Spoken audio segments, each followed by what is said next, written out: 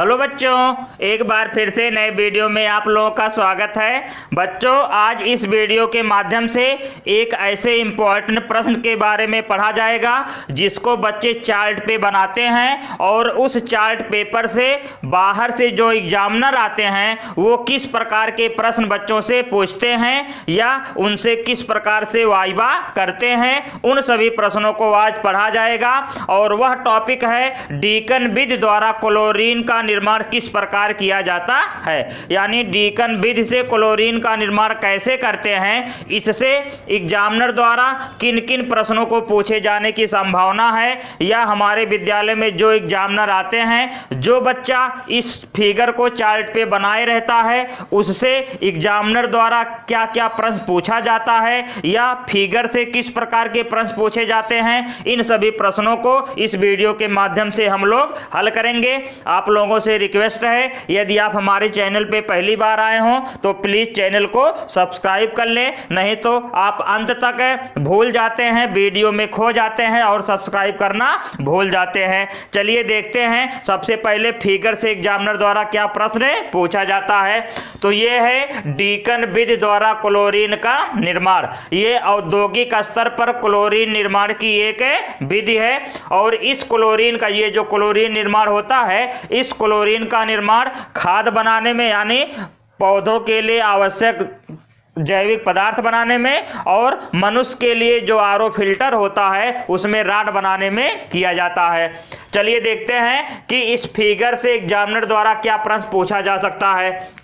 सबसे पहले एग्जामिनर के सामने जब ये चार्ट पेपर आप पर बना हुआ चित्र आप रखेंगे तो उससे एग्जामिनर पूछेगा कि ये शीत कारक कक्ष है, इसका क्या कार्य है। तो इसका कार्य यही है कि यहाँ से जो गैस आ रही है उसको ठंडा करेगा।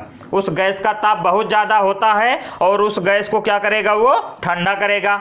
ये जो सल्फ्यूरिक अम्ल है इसका क्या कार्य है। सल्फ्यूरिक अम्ल का कार्य है कि जो क्लोरीन गैस में नमी रहेगी उसको अवशोषित कर लेगा, यानी नमी को सोख लेगा और शुष्क क्लोरीन गैस बाहर निकलेगा।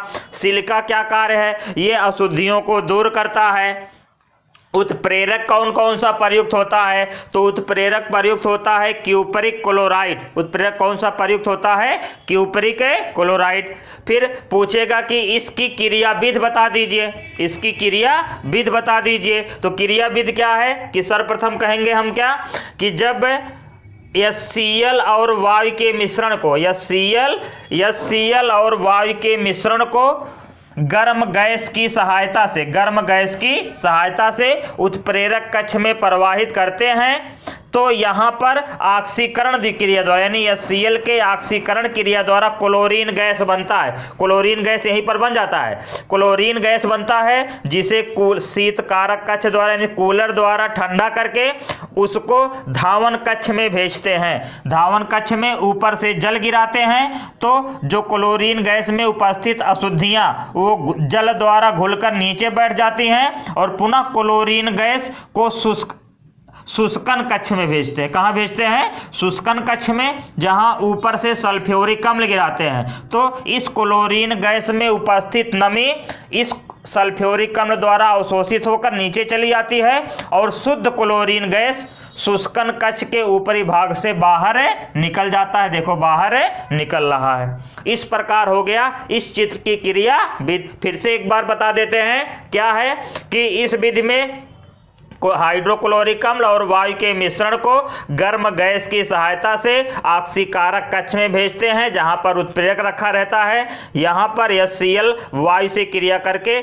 क्लोरीन गैस बनाता है। इस क्लोरीन गैस को शीतकारक कक्ष में ठंडा करके उसको धावन कक्ष में भेजते हैं। धावन कक्ष में ऊपर से जल गिराते हैं तो क्लोरीन गैस में उपस्थित अशुद्धियां जल द्वारा घुलकर नीचे बैठ जाती हैं और फिर क्लोरीन गैस को शुष्कन कक्ष में भेजते हैं जहां ऊपर से सल्फ्यूरिक अम्ल गिराते हैं। जो सल्फ्यूरिक अम्ल क्लोरीन में उपस्थित नमी को अवशोषित करके नीचे चला जाता है और शुष्क क्लोरीन यानी शुद्ध क्लोरीन गैस ऊपरी रास्ते से बाहर निकल जाता है। इस प्रकार हो गई इसकी क्रिया विधि। अब इस चित्र के अलावा जब आप चित्र बना ले जाएंगे, आप इस पर सभी प्रश्न बता ले जाएंगे, या नहीं बता पाएंगे तब तो कहेगा बेटा जाओ, और अगर बताते चले जाएंगे तो फिर आगे प्रश्न इस प्रकार के प्रश्न को पूछेगा। और प्रश्न क्या है? पहला है HCl की क्षारकता कितनी होती है।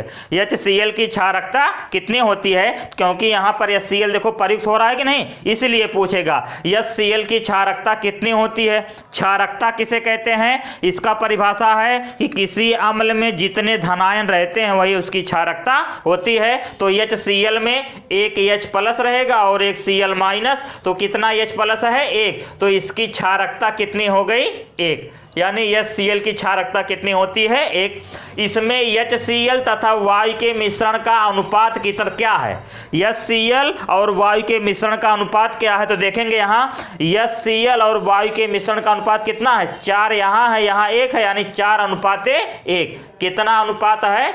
4:1। फिर क्लोरीन को हैलोजन क्यों कहते हैं? ये तो बहुत पूछा जाता है। या हैलोजन वर्ग के तत्वों को हैलोजन क्यों कहते हैं? क्यों कहते हैं? क्योंकि जितने भी हैलोजन होते हैं सभी धातु से क्रिया करके लवण बनाते हैं। धातु से क्रिया करके क्या बनाते हैं? लवण बनाते हैं, इसलिए क्लोरीन को हैलोजन कहते हैं। जैसे NaCl sodium chloride, CaCl2 calcium chloride, ये हो गया।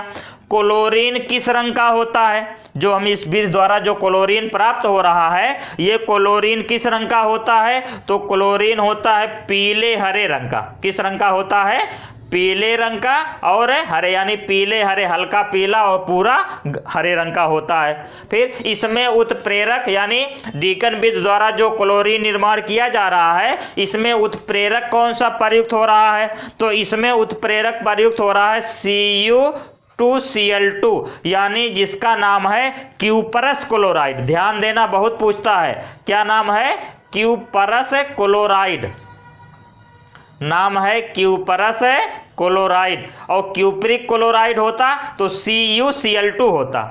इनके ऑक्साइड की प्रकृति क्या होती है? यानी जो क्लोरीन होता है जब ऑक्साइड आयन बनाता है तो इसकी प्रकृति क्या होती है? तो क्लोरीन अधातु है, और अधातु के ऑक्साइड कैसे होते हैं? अम्लीय। प्रकृति कैसे होती है? अम्लीय। और जब अम्लीय हो जाएगा तो कहेगा एक एग्जाम्पल बताइए, तो बता देना Cl2O7। क्या एग्जाम्पल बनेगा? Cl2O7। H2SO4 का कार्य क्या है? इसमें जो H2SO4 लग रहा है ये कार्य क्या करता है? ये कार्य करता है शुष्क करने में। क्लोरीन को क्या करने में? शुष्क करने में। शुष्क करने में क्लोरीन को शुष्क करने में प्रयुक्त होता है। क्लोरीन किस वर्ग का तत्व है? अभी हम बताए क्लोरीन 18वें वर्ग से पहले है, यानी 17वें वर्ग का तत्व है। किस वर्ग का तत्व है? 17वें वर्ग का तत्व है। फिर सबसे प्रबल ऑक्सीकारक हैलोजन कौन है? तो हैलोजन में कौन कौन है? फ्लोरीन, क्लोरीन, बोरोमीन, आयोडीन और एस्टेटीन, ये सभी हैलोजन हैं। लेकिन एटी को हैलोजन नहीं मानते हैं, यानी इसका ट्रिक क्या है? फिर कल बाहर आई आंटी। फिर कल बाहर आई आंटी, यानी फ्लोरीन, क्लोरीन, बोरोमीन, आयोडीन, एस्टेटीन। तो कह रहा है कि सबसे प्रबल ऑक्सीकारक हैलोजन कौन सा है? तो जिसके बारे में पढ़ रहे हो वही सबसे प्रबल है, क्लोरीन। क्या है? क्लोरीन है। यह धातु है या अधातु? तो क्लोरीन क्या है? क्लोरीन गैस के रूप में पाया जाता है। ये पृथ्वी पर समुद्र तल से लगभग 20 किलोमीटर की ऊंचाई पर पाया जाता है। तो इसमें धातु है या अधातु? ये क्या है? क्लोरीन अधातु है।